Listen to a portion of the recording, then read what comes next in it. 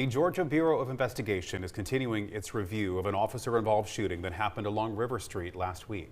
Today, Savannah Mayor Van Johnson is addressing questions about the incident, police response, and the investigation is still underway. WSAV's Nikaya Harris has the mayor's comments and what he's saying to the community. I'm sorry that your loved one had to lose his life. Savannah Mayor Van Johnson on Tuesday addressing the officer-involved shooting that left 27-year-old Mark Dennis Wibby Jr. dead last Thursday. For us, this is always a very, very difficult time when our law enforcement officers feel that they have to exert deadly force, which is the highest use of force. Records obtained by WSAV show Wibby had recent jail stays and was listed as homeless, released one day before the shooting. I can't speculate. I'll wait on GBI to investigate, but that's the bane of my existence.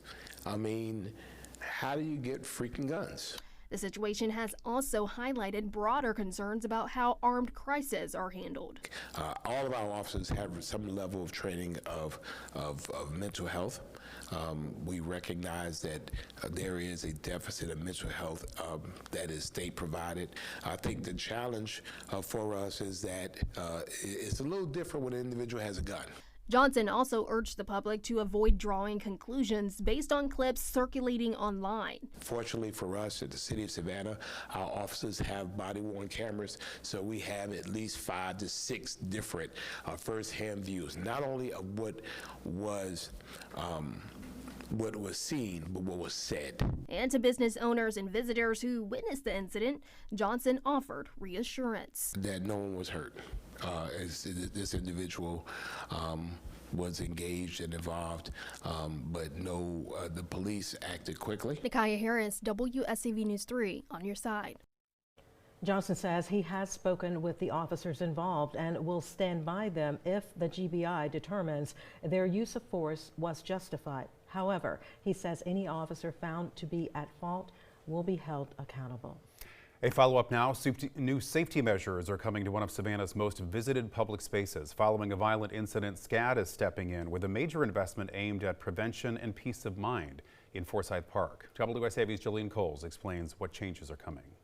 Forsyth Park is one of the most popular spots in Savannah, but concerns were raised when a woman told police a man attacked her with some sort of chemical. Now, Savannah College of Art and Design are partnering with Savannah Police Department to put security cameras throughout the park. Scott Lindsay, SCADServe's president, says their partnership with Savannah Police Department has gone on for years and works to improve public safety. He says to protect students, they have to make public spots safe as well. Well, one of the things that's unique about SCAD is that we have roughly 80 buildings that are scattered throughout the city.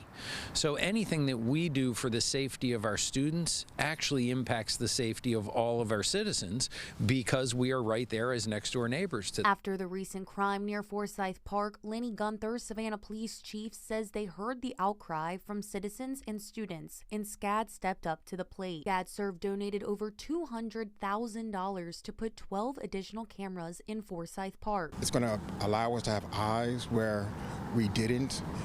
It's going to allow us to be more proactive when it comes to surveilling events. If something criminal happens around the park and the roadways, we're going to be right on top of it. The state-of-the-art cameras have pan, tilt, zoom and give Savannah Police 360-degree coverage of the park. SCAD donated the funds for the cameras, but Savannah Police will be in charge of checking the surveillance footage. Gunther said the goal is not only to improve coverage of the park, but also to discourage crime. Here's a message to individuals that might think of doing something wrong and breaking the law.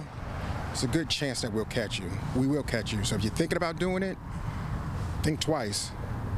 You'll go to jail, and we're going to keep our community safe. Gunther says the cameras are coming soon, but an exact date has not been determined.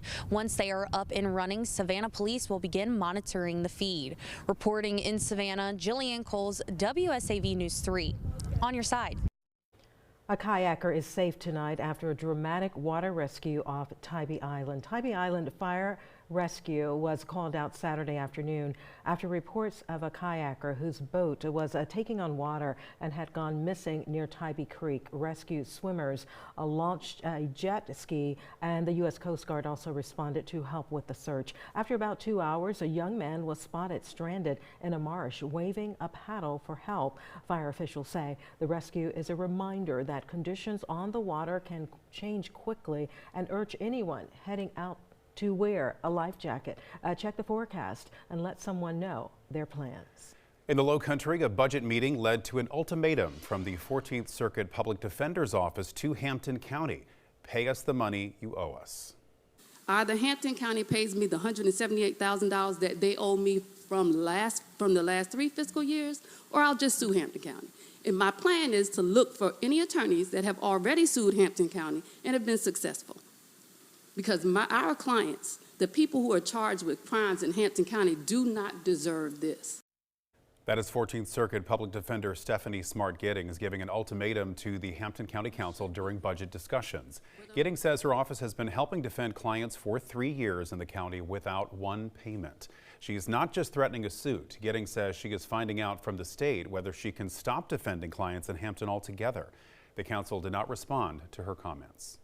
A major development tonight in the ongoing complaints surrounding the Ladies Island landfill. After months of frustration and a community meeting just last night, where residents say they're moving from concerns to action. WSAV's Danielle Cobb is live from our Low Country Bureau with details on a lawsuit you'll see first on WSAV. Paula McKesh says Coastal Waste and Recycling, the owners and operators of the facility, have been negligent and a nuisance, and the smell and health effects have her at wit's end. She is the first homeowner to take her case to court, asking for the facility to be shut down.